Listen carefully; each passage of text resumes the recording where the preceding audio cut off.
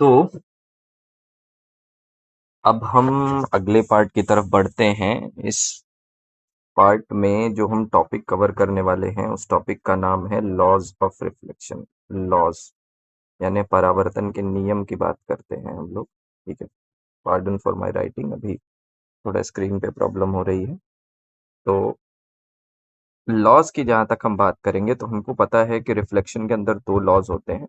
बहुत सिंपल जो है, बहुत कम टाइम के अंदर अगर मैं इसको एक्सप्लेन करना चाहूँ तो जैसे मान लीजिए कि ये वाली लाइट रे जो आ रही है, दिस इज इंसिडेंट रे, ये आपतित किरण है। और ये जो लाइट रे जा रही है, अगर ये रिफ्लेक्टेड रे है माने परावर्तित किरण है। और this point O is point of incidence, जिसके बारे में पहले वीडियो में बात कर चुका हूँ। हिंदी में इसको आपतन बिंदु कहते हैं।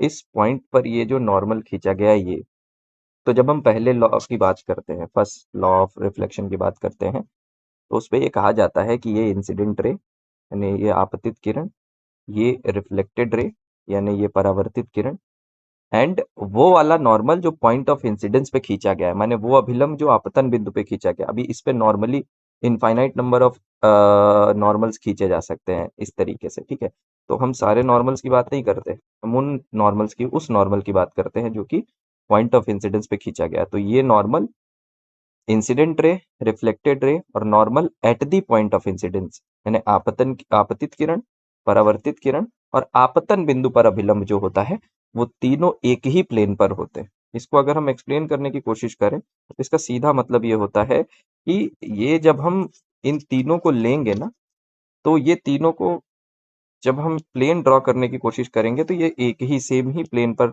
नजर आएंगे आपको। तीनों सेम ही प्लेन पर नजर आएंगे। ठीक है, तो बेसिकली, है ना, ये तीनों सेम ही प्लेन पर नजर आएंगे। ये पहला लॉ है। ये प्लेन जो है इन तीनों का सेम होगा। जैसे यहाँ पर अभी आप स्क्रीन के प्लेन पर देख रहे होंगे, कोई भी 3 डायमेंशन में दिखाई नहीं दे रहा होगा, सारा 2 डायमेंशन के अंदर है। मतलब ये तीनों जो है लाइंस, ये मतलब 2 रेज और एक ये वाली लाइन, ये तीनों एक ही प्लेन पर होंगे। पहला लॉ। दूसरा लॉ क्या कहता है? दूसरा लॉ बड़ा सिंपल है कि एक दिए गए रिफ्लेक्टेड रे और इंसिडेंट रे के लिए जो एंगल ऑफ इंसिडेंस है वो हमेशा एंगल ऑफ रिफ्लेक्शन यानी आपतन कोण परावर्तन कोण के हमेशा बराबर होता है। These are the two laws of reflection. That's it for today. मिलते हैं नेक्स्ट पार्ट में। तब तक के लिए keep revising. Best of luck.